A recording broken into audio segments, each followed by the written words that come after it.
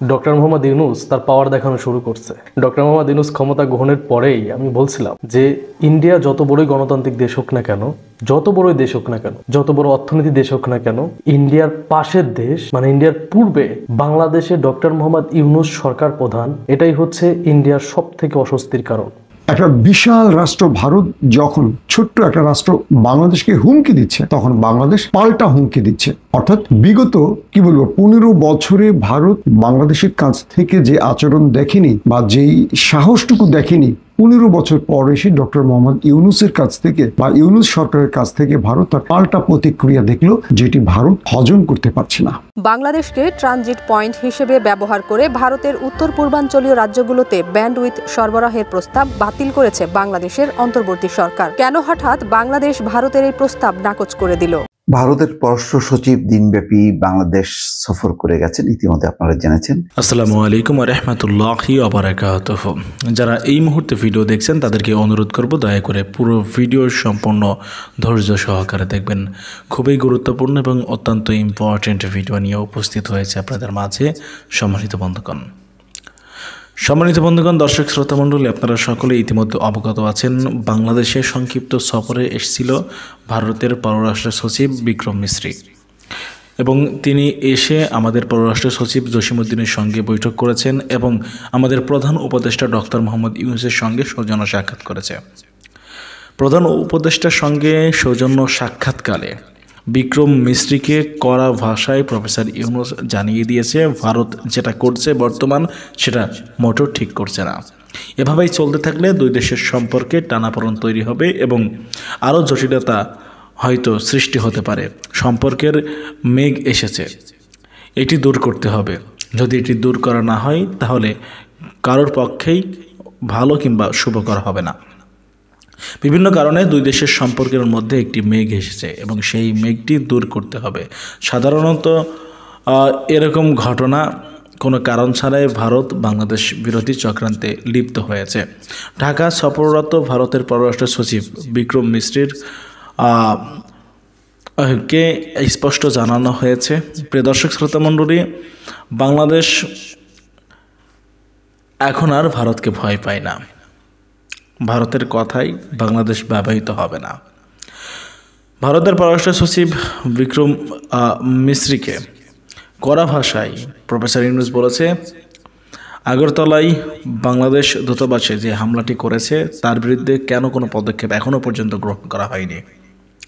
প্রিয় বন্ধুগণ, দর্শক শ্রোতা মণ্ডলী, আরও কি বলা হলো, প্রফেসর ইউনূস কি বলল এবং ভারতের পররাষ্ট্র সচিব বিক্রম মিশ্রি বাংলাদেশ সফরে এসে কিভাবে ধোলাই খেলো, আমরা সেটা দেখি, তারপরে কথা বলে আশা করি সঙ্গে থাকবেন। এবং ভারতীয় গণমাধ্যম যেই মিথ্যা অপপ্রচার উপস্থাপন করছে, বাংলাদেশকে নিয়ে একটা নেগেটিভ বিভ্রান্তিকর তথ্য প্রচার করছে ভারতীয় মিডিয়াগুলা, সেগুলোর বিষয়ে কিন্তু কড়া ভাষায় তীব্র নিন্দা প্রতিবাদ জানানো হয়েছে।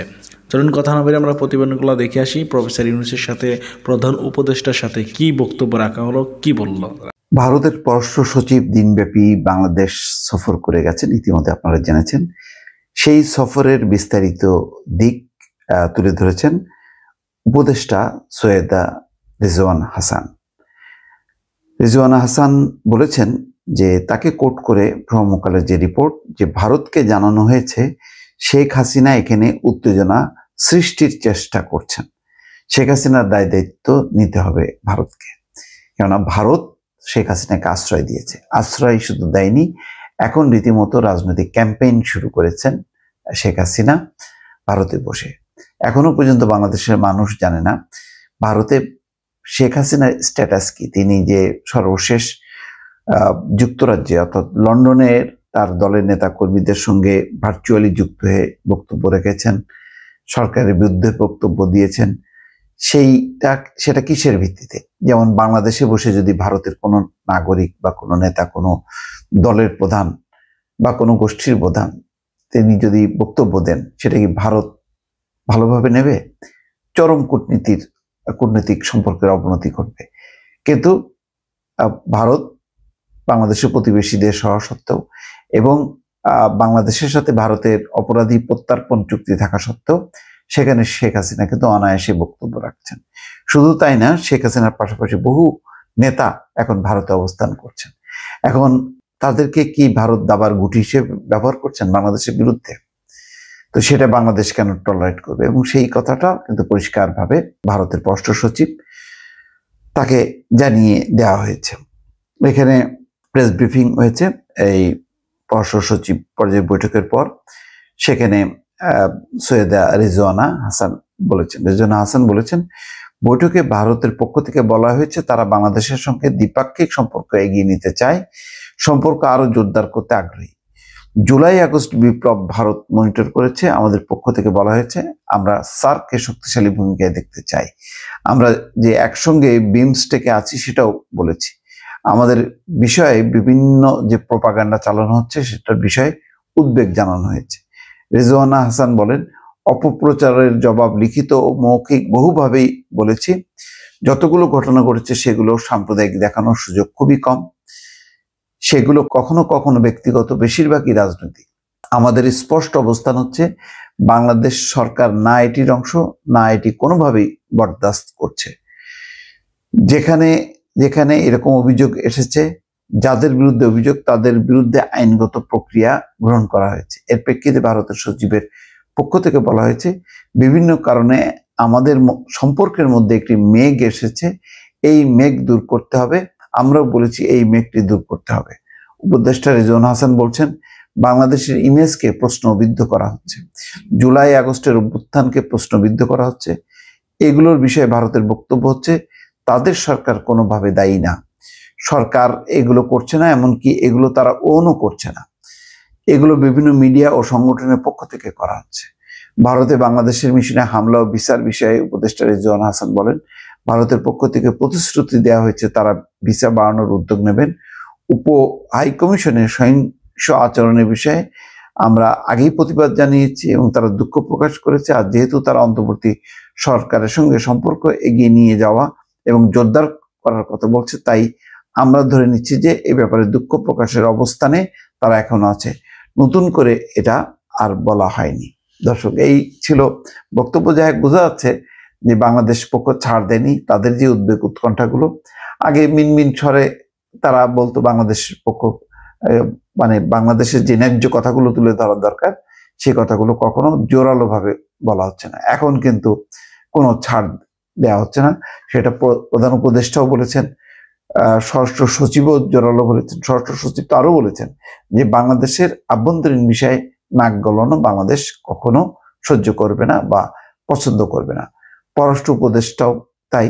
তো সুতরাং পররাষ্ট্র সচিব, পররাষ্ট্র উপদেষ্টা এবং প্রধান উপদেষ্টা তিন পক্ষের সঙ্গে বৈঠক করে ভারতের যে বিক্রম মিশ্রি তিনি যে এসছেন ভারতের পররাষ্ট্র সচিব, তিনি নিশ্চয়ই একটা ধারণা পেয়েছেন এবং সেই ধারণার ভিত্তিতে তারা তাদের কি পদক্ষেপ এই বৈঠকের পর নিশ্চয়ই জানা যাবে। বাংলাদেশ ভারত সম্পর্কে একটা কালো মেঘ জমেছে, সেই মেঘটি দূর করতে হবে, একথা বলেছেন ভারতের পররাষ্ট্র সচিব। বাংলাদেশও একমত হয়েছে যে এই কালো মেঘটি দূর করতে হবে। অর্থাৎ বাংলাদেশ অস্বীকার করেনি যে কালো মেঘ জমেনি। ভারতের পররাষ্ট্র সচিবের বাংলাদেশে আসা, বাংলাদেশের পররাষ্ট্র সচিবের সঙ্গে বৈঠক, পররাষ্ট্র উপদেষ্টার সঙ্গে বৈঠক, প্রধান উপদেষ্টা ডক্টর ইউনূসের সঙ্গে বৈঠক এবং পরবর্তী যে বক্তব্য মার্জিত, রুচিশীল, কূটনৈতিক শিষ্টাচার সমৃদ্ধ যে বিবৃতি বা বক্তব্য, সেটা ভারত বাংলাদেশ সম্পর্কে আশাবাদের একটা জায়গা তৈরি করে যে কালো মেঘটি হয়তো নিশ্চয়ই দূর করা যাবে। এখন যে জায়গাটিতে এই কালো মেঘ দূর করার ক্ষেত্রে সংকট তৈরি হয়েছে, সেই সংকটটি হচ্ছে এই কালো মেঘের ভেতরে শেখ হাসিনা নামক একজন ব্যক্তির, একজন ফ্যাসিস্ট শাসক, তিনি বিষ মিশ্রিত একটি তীর নিক্ষেপ করছেন। বিষ মিশ্রিত তীর নিক্ষেপ করছেন। সেই তীরটি এই কালো মেঘের ভেতরে আরও ঘনত্ব তৈরি করছে। ভারতের পররাষ্ট্র সচিবের বক্তব্যকে যদি বলি যে ভারতের পক্ষ থেকে একটি মধুর বক্তব্য, ভারতে অবস্থান করে ভারতের সম্মতিতে শেখ হাসিনা বিষ ছড়াচ্ছেন বাংলাদেশের আকাশে বাতাসে, যেখানে বাংলাদেশের মানুষ আছেন সেখানে। এখন প্রশ্ন হচ্ছে, ভারতের পক্ষ থেকে মধুর বাণী যে সম্পর্ক উন্নয়ন করতে চায়, পূর্বের মতোই উন্নয়ন করতে চায়, তারা উদ্বিগ্ন যে জায়গাটিতে সংখ্যালঘুদের নিরাপত্তা, সংখ্যালঘুদের বাড়িঘরে হামলার জায়গাটিতে, সেটা বাংলাদেশের পক্ষ থেকে আশ্বস্ত করা হয়েছে এবং বাস্তবে সংখ্যালঘুরা এখন আর আক্রান্ত হচ্ছেন না, বাস্তবে সংখ্যালঘুদের বাড়িঘরে এখন আর আগুন দেওয়া হচ্ছে না। ভারতের গণমাধ্যমের বক্তব্য আর শেখ হাসিনার বক্তব্য, ভারতের গণমাধ্যম একই রকমভাবে বিষ মিশ্রিত তীর নিক্ষেপ করছে বাংলাদেশের দিকে। এখন শেখ হাসিনার বিষ মিশ্রিত তীর, ভারতের গণমাধ্যমের বিষ মিশ্রিত তীর, অসত্য, মিথ্যা, প্রোপাগান্ডা, সেরকম একটা জায়গাতে ভারতের পররাষ্ট্র সচিব যে কথা বলছেন সেই কথা অনুযায়ী বাংলাদেশের সঙ্গে যদি তার সম্পর্কের উন্নয়নটি হয় বা উন্নয়নটি হওয়া দরকার, সেটা আসলে এই দুই জায়গা থেকে বিষ ছড়ানোর পরিপ্রেক্ষিতে সেটা সম্ভব কি না। ভারত বাংলাদেশ সম্পর্কের ক্ষেত্রে এটা এখন সবচেয়ে গুরুত্বপূর্ণ বিষয়। তখন বাংলা ভাষাভাষী যত মানুষ আছেন পৃথিবীর সারা পৃথিবীতে ছড়িয়ে আছেন, পশ্চিমবঙ্গের মানুষ, বাংলাদেশের মানুষ, বাংলা ভাষাভাষী যত রাজনীতিবিদ আছেন, পশ্চিমবঙ্গের রাজনীতিবিদ, বাংলাদেশের রাজনীতিবিদ, এর মধ্যে যদি মানে মানুষের অন্তরকে একেবারে জ্বালাও পোড়াও করে দেয় একটি বক্তব্য বা একটি কথা, এরকম একজন মানুষের তালিকা করা হয়, তাহলে সেই তালিকায় কোনো প্রতিদ্বন্দ্বিতা ছাড়া শেখ হাসিনার নাম থাকবে 1 নম্বরে। বাংলাদেশে গণ আন্দোলনের মুখে পালিয়ে ভারতে আশ্রয় নেয়া শেখ হাসিনা হচ্ছেন ওই জায়গাতে 1 নম্বর অবস্থানে। সেরকম একজন মানুষকে ভারত রাজনৈতিকভাবে আশ্রয় দিয়েছেন। কেন আশ্রয় দিয়েছেন? তিনি ভারতের বন্ধু, ভারতের স্বার্থ দেখেছেন 16 বছর ক্ষমতায় থেকে। কারণ ভারতের কূটনীতিকরা বলেছেন যে এরকম একজন বন্ধুকে যদি আশ্রয় দেওয়া না যায় তাহলে পরবর্তীতে ভারতকে আর কেউ বিশ্বাস করবে না বা ভারতের পক্ষ হয়ে কেউ আর কাজ করবে না। ভারতের এই দাবিটি বা ভারতের এই জায়গাটি আমি খুব সমালোচনার চোখে দেখি না। বাংলাদেশের মানুষ ফ্যাসিস্ট শেখ হাসিনার বিরুদ্ধে আন্দোলন করেছে। শেখ হাসিনা 1000 মানুষ হত্যা করে তার দল বল নিয়ে, লোকজন নিয়ে পালিয়ে গেছে, পালিয়ে ভারতে আশ্রয় নিয়েছে। বাংলাদেশের সঙ্গে ভারতের বন্দি বিনিময় চুক্তি আছে। বাংলাদেশ তার বিচার প্রক্রিয়া সম্পন্ন করে, শেখ হাসিনার বিচার প্রক্রিয়া সম্পন্ন করে তার কাছে, ভারতের কাছে ফেরত চাইবে, এটা সরকারের পক্ষ থেকে বারবার বলা হচ্ছে। কিন্তু প্রশ্নটি যেটা যে জায়গাটাতে হচ্ছে যে শেখ হাসিনা বাংলাদেশের জনমানুষকে হত্যা করে, বাংলাদেশের অর্থনীতি লুটপাট করে, তার পুরো দল বল নিয়ে, তার মন্ত্রী পরিষদ, তার এমপি, পুরো দল বল নিয়ে সে পালিয়ে গেছে। কেউ লন্ডনে চলে গেছে তার দলবল, কেউ অধিকাংশ ভারতে চলে গেছে তার দলবল। এখন সেখানে এরকম একজন মানুষ পালিয়ে থেকে বাংলাদেশের বিরুদ্ধে তৎপরতা চালাচ্ছে এবং ভারত সেটাতে সম্মতি দিচ্ছে। বিশেষ করে গতকালকে তিনি লন্ডন আওয়ামী লীগের সঙ্গে কথা বলেছেন টেলিফোনে, তিনি জাপান আওয়ামী লীগের সঙ্গে কথা বলেছেন টেলিফোনে, এবং সেই লন্ডন আওয়ামী লীগের কথা যেটা শোনা যায় তার প্রতিটা কথায় বিষ, মানে ওই কথার কানের পাশ দিয়ে গেলে কান পুড়ে যাবে এরকম বিষ তার প্রতিটা কথায়। এবং মিথ্যা কথা বলার যদি কোনো প্রতিযোগিতা হয় তাহলে শেখ হাসিনা সেইখানেও নিশ্চয়ই বিনা প্রতিদ্বন্দ্বিতায় প্রথম হবেন। এ নিয়ে কোনো বিতর্ক বা কোনো ডেবট থাকতে পারে না। এবং একই কথা, একই মিথ্যা কীভাবে বারবার বারবার বারবার বারবার করে বলতে হয় শেখ হাসিনা এটা ভালো জানেন। এবং শেখ হাসিনা খুব ভালো অভিনয় করতে পারেন। তিনি যখন তার বাবা মা আত্মীয় স্বজনের কথা বলেন, আমি সব কিছুকে হারিয়েছি, তখন নাকে নাকে এক ধরনের কান্নার অভিনয় করতে পারেন। তার বাবা মা হারানো হত্যাকাণ্ডটা নিশ্চয়ই অত্যন্ত বেদনাদায়ক, কিন্তু তিনি এটাকে ব্যবহার করে যেভাবে রাজনীতি করেন, ওই যে মেট্রো রেল ভাঙা দেখে, স্টেশন ভাঙা দেখে তিনি যেভাবে নাক বন্ধ করে, নাক দিয়ে কান্না করেছিলেন, ওই রকম একটা আবহ তিনি তৈরি করেন। মানে তার বাবা মা হত্যাকাণ্ডটাই পৃথিবীতে সবচেয়ে বেদনাদায়ক। আর কারো বাবা মা হত্যাকাণ্ড, আর কোনো মানুষকে হত্যা করাটা বেদনাদায়ক নয়। সে যে 1000 মানুষ হত্যা করে গেল সেটা বেদনাদায়ক। এবং আরও কি বলে, আরও যেটা বলে যে আমি আরও শক্তি প্রয়োগ করতে পারতাম, আরও লাশ পড়তো। তার মানে যে 1500 মেরেও তার শান্তি হয়নি, তিনি আরও শক্তি প্রয়োগ করতে পারতেন।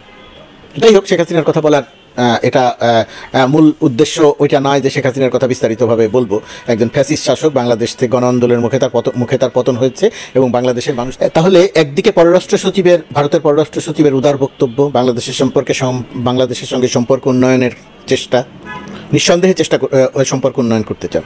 তাহলে সম্পর্ক উন্নয়ন করতে না চাইলে তাহলে তিনি তার দল নিয়ে বাংলাদেশে আসবেন কেন? এটা তো বাতিলও করে দিতে পারত। অর্থাৎ বাংলাদেশ ভারত উভয় দেশের স্বার্থে সম্পর্কটা উন্নয়ন করা দরকার। কিন্তু সেই সম্পর্ক উন্নয়নের জায়গাতে হাসিনার 20 বর্ষণ যদি অব্যাহত থাকে, ভারতীয় গণমাধ্যমের মিথ্যা প্রোপাগান্ডামূলক 20 বর্ষণ যদি অব্যাহত থাকে, তাহলে কি এই সম্পর্কটা স্বাভাবিক জায়গায় নেওয়া যাবে, নেওয়া সম্ভব? এই প্রশ্নের উত্তর ভারতকেই খুঁজে বের করতে হবে। একথা স্বীকার করতে হবে যে বাংলাদেশে সংখ্যালঘু নির্যাতনের যে কাল্পনিক গল্প ভারতীয় গণমাধ্যম প্রচার করছে এবং এর দ্বারা ভারতের সাধারণ জনগণ এবং ভারতের রাজনীতিবিদদের একটা বড় অংশ প্রভাবিত হচ্ছে। বিজেপির মতো বড় রাজনৈতিক দলও প্রভাবিত হচ্ছে, বিজেপি নেতারা প্রভাবিত হচ্ছে। এখন তারা এটা জেনে হোক না জেনে হোক, না বুঝে হোক, জেনে হোক না জেনে হোক, বুঝে হোক না বুঝে হোক, বা উদ্দেশ্যমূলকভাবে হোক, যে কোনো কারণেই হোক তারা সেটা করছেন। কিন্তু বাংলাদেশে বাস্তবে তেমন কোনো ঘটনা ঘটছে না। সংখ্যালঘুরা ভয়ে থাকতে পারে, কিন্তু তাদের উপরে আক্রমণ হচ্ছে, হামলা হচ্ছে, ভাঙচুর হচ্ছে, এটা মোটেই সত্যি নয়। হয়েছে, সেটা আমি গতকালকে ভিডিওতেও বলেছি, সেটা এখন বন্ধ আছে। তো এরকম একটা জায়গাতে ভারতকে যদি সম্পর্ক সত্যিই বাংলাদেশের সঙ্গে উন্নয়ন করতে হয়, বাংলাদেশকে যদি আস্থায় নিতে হয়, তাহলে অবশ্যই বাংলাদেশ বিরোধী তৎপরতা বন্ধ করতে হবে। তার মধ্যে প্রধানতম তৎপরতা হচ্ছে শেখ হাসিনার 20 বর্ষণ এবং ভারতীয় গণমাধ্যমের 20 বর্ষণ। এটা যদি ভারত বন্ধ না করে, এখন ভারত বলতেই পারে যে ভারতীয় গণমাধ্যম স্বাধীন, সেখানে আমাদের কোনো কিছু করার নাই। ঠিক আছে, বলুক, গণমাধ্যমের কিছু করার নাই, গণমাধ্যম সেই প্রোপাগান্ডা চালিয়ে যাক। ভারত নিজস্ব উদ্যোগে সরকারিভাবে বিষয়টি বাংলাদেশে পর্যবেক্ষণ করতে পারে, প্রতিনিধি দল পাঠাতে পারে, যতগুলো সংখ্যালঘু এলাকায় আক্রমণের কথা বলা হয়েছে সব কয়টা এলাকা ঘুরে দেখতে পারে। বাংলাদেশের থেকে নিশ্চয়ই স্বাগতই জানানো হবে। সুতরাং যাচাই করে দেখতে পারে যে সংখ্যালঘুরা নির্যাতিত হচ্ছে না। তাহলে ভারত বাংলাদেশের সঙ্গে সম্পর্কের যে কালো মেঘটা তৈরি হয়েছে, সেই কালো মেঘটা দূর করতে পারে সহজেই। আর এটা তো স্বীকার করতে হবে যে এই যে কালো মেঘটি তৈরি হয়েছে, এই কালো মেঘটি তৈরি করার ক্ষেত্রে ভারতের একটা বড় দায় আছে। যদিও ভারতের পক্ষ থেকে বলা হবে নরেন্দ্র মোদী, ভারতের প্রধানমন্ত্রী নরেন্দ্র মোদী ডক্টর ইউনূসের সঙ্গে কথা বলেছেন একেবারে প্রথম দিকেই। পররাষ্ট্রমন্ত্রী জয়শঙ্কর ভালো কথা বলেছেন, বাংলাদেশ বিষয়ে সম্পর্ক এগিয়ে নেওয়ার কথা বলেছেন। পররাষ্ট্র সচিব আসলেন একই কথা বলেছেন। কিন্তু এসব কথা সত্ত্বেও শেখ হাসিনার পতন, ফ্যাসিস্ট শেখ হাসিনার পতন, এটা নিয়ে ভারত এই জায়গাটা মানতে পারছে না, মেনে নিতে পারছে না। খেয়াল করে দেখবেন, ভারত বাংলাদেশের সংখ্যালঘু নিপীড়ন নির্যাতনের কথা বলছে, কিন্তু আওয়ামী লীগের ফ্যাসিস্ট শাসক শেখ হাসিনার দলবল যে ভারতে পালিয়ে গেছে, তারা সবাই অবৈধভাবে গেছে, সীমান্ত পার হয়ে গেছে। তাদের বিষয়ে কিন্তু ভারতীয় গণমাধ্যমে কোনো সংবাদ নেই। তারা সবাই অবৈধভাবে গেছে এবং যাওয়ার সময় তারা বিপুল পরিমাণ টাকা নিয়ে গেছে। তাদের বিষয়ে ভারত সরকারের বা রাজনৈতিক নেতাদের কোনো বক্তব্য নেই। তাদেরকে কিন্তু পার্কে দেখা যায়, তাদের মার্কেটে দেখা যায়, তাদের বিষয়ে ভারতের কোনো বক্তব্য নেই। এই জায়গাটিতে ভারতকে নিশ্চিত করতে হবে। যে সমস্ত পুলিশ অফিসার, শেখ হাসিনার যে সমস্ত পুলিশ অফিসার, আমরা তাদেরকে বলি শীর্ষ সন্ত্রাসী, যারা মানুষ হত্যা করেছে, সেই শীর্ষ সন্ত্রাসীদের অনেকে ভারতে পালিয়ে গেছে, তাদের ছবি ছাপা হচ্ছে, দেখা যাচ্ছে দিল্লিতে। তার বিষয়ে ভারতীয় গণমাধ্যমের কোনো সংবাদ নেই। তাদের বিষয়ে ভারতীয় গণমাধ্যম কিছু বলছে না, ভারত সরকার কিছু বলছে না। মূল বক্তব্য কি? মূল বক্তব্যটি হচ্ছে ভারত বাংলাদেশ সম্পর্ক উন্নয়নের জায়গাতে অবশ্যই কাজ করতে হবে। বাংলাদেশের যতখানি করার আছে, যতখানি ছাড় দেওয়ার আছে, অবশ্যই বাংলাদেশ সেটা দিবে, দেয়া দরকার। একই রকমভাবে ভারতকেও দেয়া দরকার। কি করতে হবে ভারতকে? আবারও বলি, শেখ হাসিনার 20 বর্ষণ বন্ধ করতে হবে। শেখ হাসিনার বিচার হবে, প্রত্যাবর্তন চুক্তি অনুযায়ী ফেরত দেওয়া সম্ভব হলে তাকে ফেরত দিতে হবে বাংলাদেশের কাছে। ভারতে শেখ হাসিনার মতো একজন 1,500 মানুষের খুনিকে ভারতে রেখে রাজনীতি করার সুযোগ দিলে কোনো বিবেচনাতেই বাংলাদেশের সঙ্গে ভারতের সম্পর্কের উন্নয়ন হবে না। এই সিদ্ধান্তটা ভারতকে নিতে হবে। উন্নয়ন হবে না কেন বলছি? কূটনীতিতে তো একবারে বলে দেওয়া যায় না। উন্নয়ন হওয়ার সম্ভাবনা খুবই কম, কারণ বাংলাদেশের মানুষ এতে বিক্ষুব্ধ হবে। এমনিতেই বাংলাদেশে একটা তীব্র ভারত বিরোধী সেন্টিমেন্ট কাজ করছে, সেই জায়গাটা আরও বাড়তে থাকবে। এটা বাড়িয়ে ভারতের কোনো লাভ নেই। ভারতের এই জিনিসটি বুঝতে হবে। একই রকমভাবে ভারতীয় গণমাধ্যমকেও বুঝতে হবে যে বাংলাদেশ বিরোধী মিথ্যা প্রোপাগান্ডা চালিয়ে ভারতের কোনো লাভ নাই। ভারতের মিডিয়ার লাভ আছে যদি কখনো পৃথিবীর কোনো প্রতিষ্ঠান তালিকা করে বা যদি অনুসন্ধান করে দেখে যে পৃথিবীতে সবচেয়ে বেশি গুজব কারা ছড়ায়, নিঃসন্দেহে আবারও প্রমাণ হবে যে ভারতের মিডিয়া ছাড়ায়। এই তকমা ভারতের মিডিয়ার গায়ে লাগুক, আমরাও চাই না। সুতরাং ভারত বাংলাদেশের যে কালো মেঘ, সেই কালো মেঘের থেকে বাংলাদেশের উচিত সংখ্যালঘুদের উপরে সামান্যতম কোনো নির্যাতন যাতে না হয়, এবং হলে তার বিরুদ্ধে তাৎক্ষণিক ব্যবস্থা নেওয়া হয়। ব্যবস্থা নেওয়া হয়েছে, কোথাও কোথাও গড়িমসি থাকতে পারে, কিন্তু আরও তৎপর হতে হবে। এটা বাংলাদেশের থেকে করতে হবে। কাউকে বিনা বিচারে আটকে রাখা যাবে না, কাউকে হয়রানি করা যাবে না, কোনো সংখ্যালঘু সম্প্রদায়ের মানুষকে। এটা একটা বাংলাদেশের পক্ষ থেকে। ভারতের পক্ষ থেকে ভারতের গণমাধ্যমকে বোঝাতে হবে দেশের স্বার্থের জন্য সত্য সংবাদ প্রকাশ করতে হবে। বাংলাদেশে এসে ঘুরে গিয়ে সত্য সংবাদ প্রকাশ করতে হবে। মিথ্যা প্রোপাগান্ডা বলা যাবে না। ডক্টর ইউনূসকে বিদেশে পাঠিয়ে দেবেন, ডক্টর ইউনূসকে হৃদরোগে আক্রান্ত করে দেবেন, এটা ভারতের গণমাধ্যমের কাজ হতে পারে না। এটা ভারত সরকারকে দেখতে হবে। আর শেখ হাসিনার 20 বর্ষণ বন্ধ করতে হবে। শেখ হাসিনা একজন খুনি, শেখ হাসিনা একজন ফ্যাসিস্ট, শেখ হাসিনা গণ অভ্যুত্থানে বাংলাদেশে পতিত স্বৈরাচার, শেখ হাসিনা বাংলাদেশ থেকে বিতাড়িত। এই বিতাড়িত, পতিত, স্বৈরাচার, জালিয়াত, অর্থ লোপাটকারী, অর্থ পাচারকারী এরকম একজন মানুষকে আশ্রয় দিয়ে তাকে রাজনীতির সুযোগ দিয়ে ভারত বাংলাদেশের সঙ্গে সম্পর্কের অবনতি ঘটাবে, এটা কোনোভাবেই প্রত্যাশিত নয়। ডক্টর মোহাম্মদ ইউনূস তার পাওয়ার দেখানো শুরু করছে।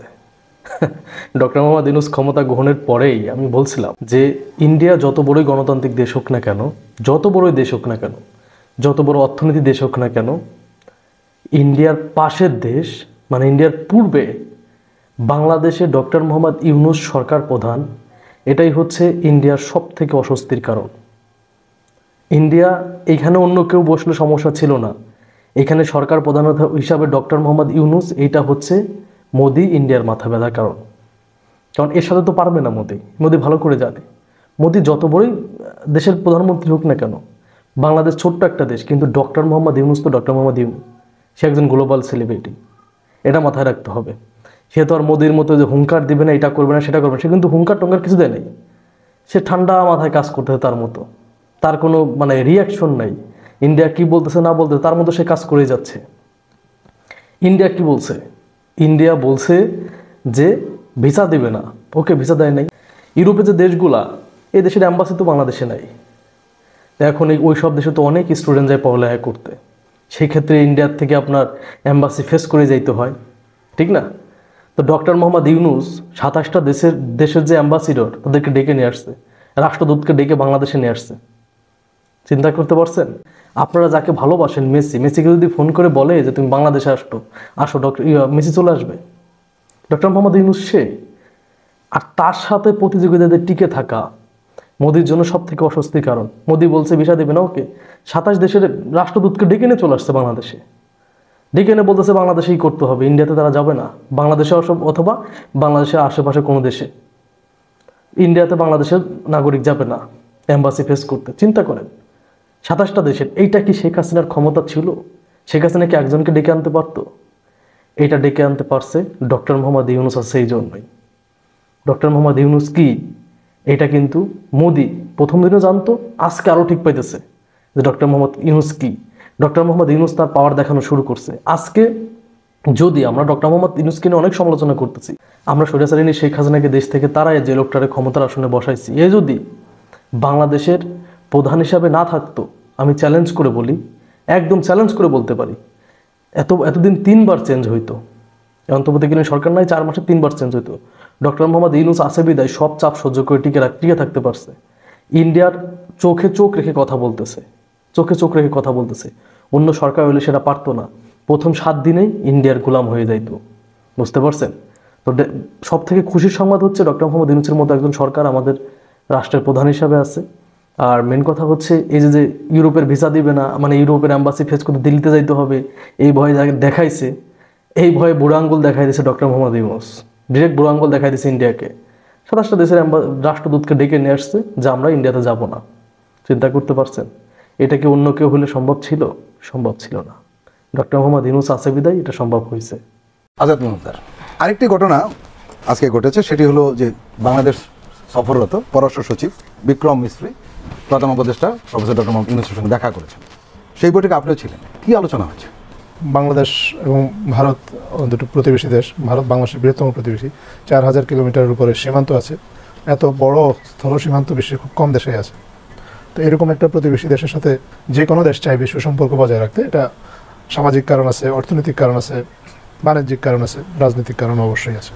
তো ভারতের সাথে এই মুহূর্তে গত কিছুদিন ধরে আমরা দেখছি মিডিয়াতে অনেক কিছু আছে, অনেক ধরনের প্রচারণা হচ্ছে। আপা একটু আগে যেটা বলেছেন, যে প্রচারণাগুলোর কারণে একটা বিভ্রান্তি তৈরি হতে পারে, এরকম একটা ধারণা তৈরি হতে পারে যে বাংলাদেশ ভারত সম্পর্কের সম্ভবত ব্যাপক অবনতি ঘটেছে।